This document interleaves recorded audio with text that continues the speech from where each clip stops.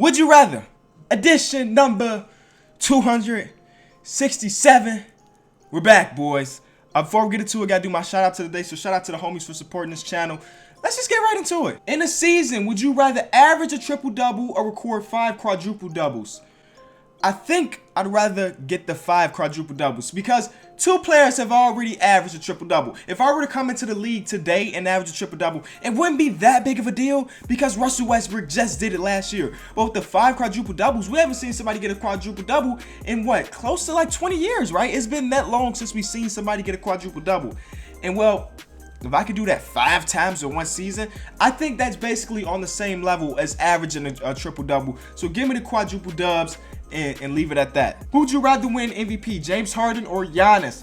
I would rather see James Harden win MVP this year. I think tomorrow or the day after that, I have my entire mid-season NBA award video coming out. Because if y'all don't know, we halfway through the regular season already. I know it don't seem like it, but we're halfway through the regular season. So I got my awards for the first half of the year dropping in a day or two. So be looking out for that. But here's a spoiler. James Harden is my MVP for the first half of the season.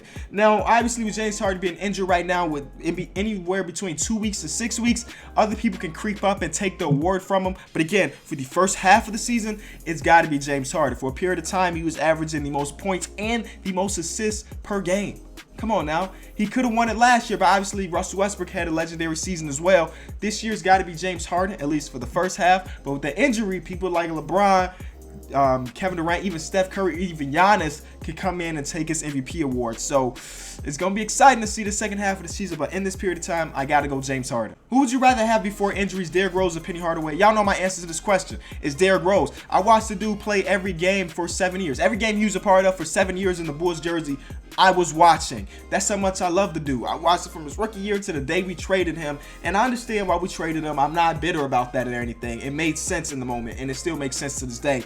But Derrick Rose did something that Penny Hardaway did, and that's win an MVP. He was a top player in the league. Now, Penny Hardaway had his period of time when he was really good. We're talking about all-star caliber, but he was never an MVP candidate. You feel me? I got to go Derrick Rose. Shout out to my hometown homie.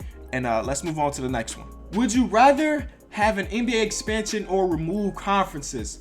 I would rather have conferences removed.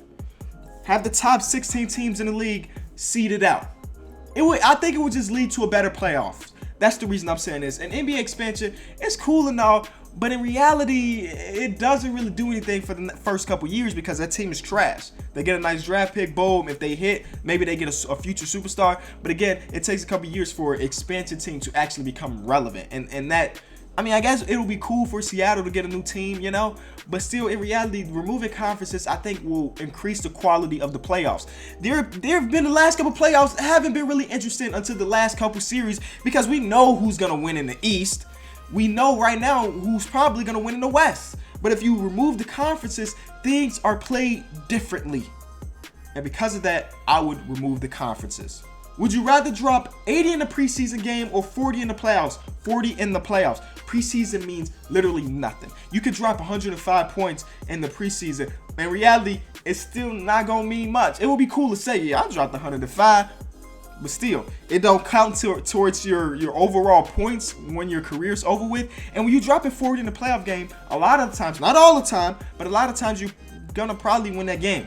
I know LeBron has done it a couple times where he did not win a game because of his teammates around him. But nonetheless, I would rather drop the 40 and give my team a chance to win a playoff game. Preseason means nothing. So pass on that 80. Would you rather be the GM of the Cavs or the 76ers? The 76ers. The Cavs are in for a long couple years if LeBron leaves this offseason. Without him, who knows? Isaiah Thomas may walk, and then you're left with J.R. Smith, Kevin Love. Like, you're not left with much, Jay Crowder, if LeBron leaves. So if that happens, well, you hitting the reset button, and that's going to take some time. Philly got it. Philly got Ben Simmons. Philly got Joel Embiid. Philly has Robert Covington. Philly has, they're good. For the next 5 or 6 years, this team is going to be good. Now, right now, they're not incredible. Obviously, they're still super young. They go through periods of time where they look bad, and they go through periods of time where they win 3 to 4 games in a row. It's just how young teams work. But the next couple years, this team is going to be really good, so I'd rather be the GM of that team and take some responsibility for helping, even though it was really just Sam Hinkie. Trust the process, man.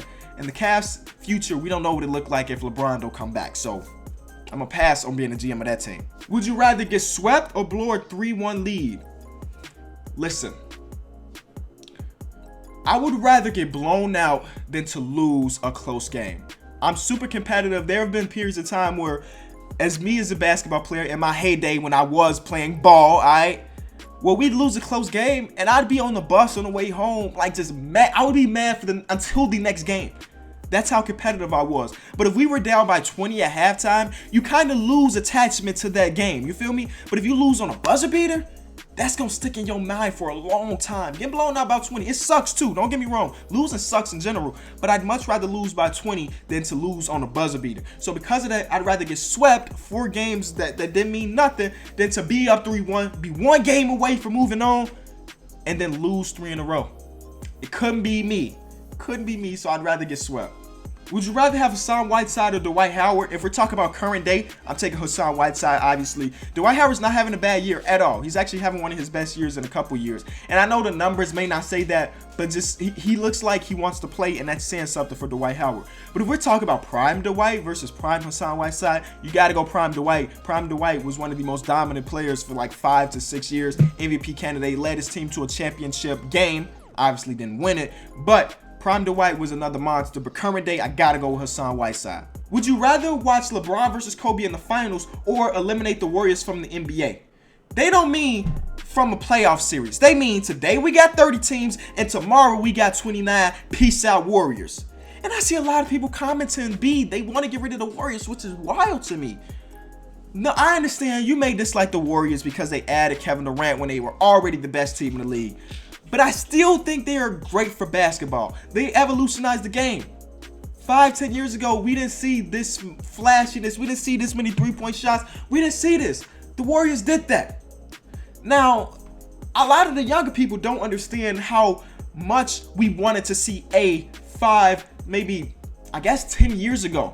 We wanted to see LeBron versus Kobe in the finals. We're talking about the 2 best perimeter players from the 2000s. We were close. I think it was 2009 where the Lakers got to the championship, but LeBron got eliminated by the Orlando Magic and Dwight Howard, who we just talked about. We wanted to see Kobe versus LeBron in a 7-game series. We always wanted to, but it never happened. Now, some of the younger fans don't really understand that, so that's probably why they picking B, but this was a big deal.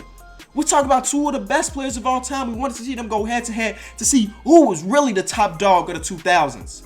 And in reality, if the Cleveland Cavaliers did make it there in 2009, they didn't have a chance. That Lakers team was great. And that Cleveland Cavaliers team from 2009 was not. They had LeBron. That was why they were relatively successful. But that Lakers team had a stacked team. They would have legitimately won the championship regardless of who they were going against. But we still wanted to see it. 7 games straight of LeBron guarding Kobe guarding LeBron. That was what we wanted. So I'm picking A. Eliminating the Warriors from the league would be detrimental to the NBA as far as money and as far as watchability. Yes, the Warriors are a crazy. I'm watching the Warriors. If the Warriors are on and I'm not doing anything, boom, I'm watching that game. And without them, the league would suffer. You know, it would suffer. The Western Conference playoffs are going to be incredible because of the Warriors. Because, yes, they are the top dog in the league. We all know they're the top dog in the league. But there are teams that we think may be able to upset them. And we're going to be watching those series if they do run against the Spurs, if they do run against the Rockets. That's making it all the better for the NBA, you know? So I'm picking A. LeBron versus Kobe in the finals. I would have loved to see that.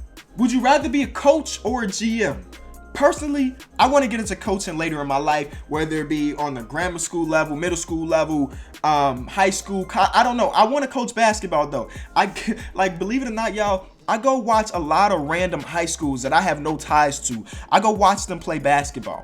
Like, I'd be bored today after making this video, putting it up on YouTube, and I'd be like, there's a high school basketball game 20 minutes away from my house, and I just go to it just to watch the game of basketball and see how this coach is different from this coach. And it's fun. It's really, really fun. I think coaching is like a game of chess, and I want to win a game of chess. GMing could be fun too. But I'd rather just control these 14 to 15 players. Don't have to worry about relations with other teams. I don't care about any of that. I want to build people. I want to help build people. And coaches have way more of an impact than just their sport. Some of the coaches I've had in my life have impacted my life deeper than basketball. And I want to be that person for other people. You feel me? So let me be a coach. Somebody else can be GM. Let me just control these group of players. Thank y'all so much for watching this video. Let me know in the comment section below if you agree or disagree with some of the stuff I said. I'm sure you disagree with some of the stuff. You know, minds are different. But listen, I got to let y'all know. Saturday, well, Zach LaVine is coming back.